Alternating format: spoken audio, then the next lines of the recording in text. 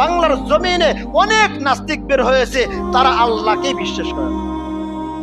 অনেক নাস্তিক বের হয়েছে, তারা রাসূলকে বিশ্বাস করে না, রাসূলকে নিয়ে কটূক্তি করে, আমার রাসূলকে নিয়ে ব্যঙ্গ করে, মা আয়েশা রাদিয়াল্লাহু তাআলা আনহাকে নিয়ে ব্যঙ্গ করে, রাসূল সাল্লাল্লাহু আলাইহি ওয়াসাল্লামের বিবিগণদেরকে নিয়ে, স্ত্রীগণদেরকে নিয়ে তারা ব্যঙ্গ করে।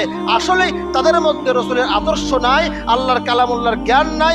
এই জন্য অনেক অনেক মানুষ নাস্তিক হয়ে যাচ্ছে, কারণ তাদের নিকটে কোরআন পৌঁছে নাই, তাদের নিকটে রাসূলের আদর্শ পৌঁছে নাই।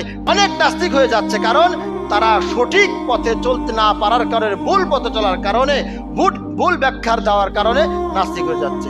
এমনও ব্যাখ্যা দিচ্ছে যে আল্লাহ বলতে কিছুই নাই। বলুন নাউজুবিল্লাহ। আল্লাহ বলতে কিছুই নাই। আমি খাবার খাচ্ছি, আমার হাতের ইনকাম, তারা এটা বলে। আমি কাজ করতেছি, সেটা আমার শক্তি দিয়ে কাজ করতেছি। তারা এটা বিশ্বাস করে না যে আল্লাহ আছে, আল্লাহ আমাদেরকে দিচ্ছে। তারা মনে করে যা আমি করতেছি, আমি যদি এখানে বসে যাই তা আল্লাহ দেয় কিনা, আল্লাহ যদি থাকে আল্লাহ দিয়ে যাক।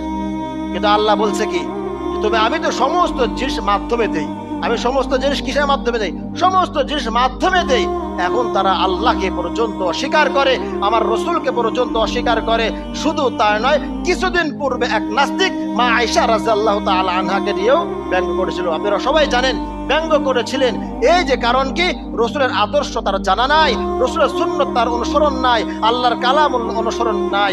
এই জন্য আল্লাহর কালামুল্লাহকে মজবুত করে ধরেন, আল্লাহ কি বলেছেন রাসূলের সুন্নাত আঁকড়ে ধরেন, দেখবেন আপনার মতো সফল, আপনার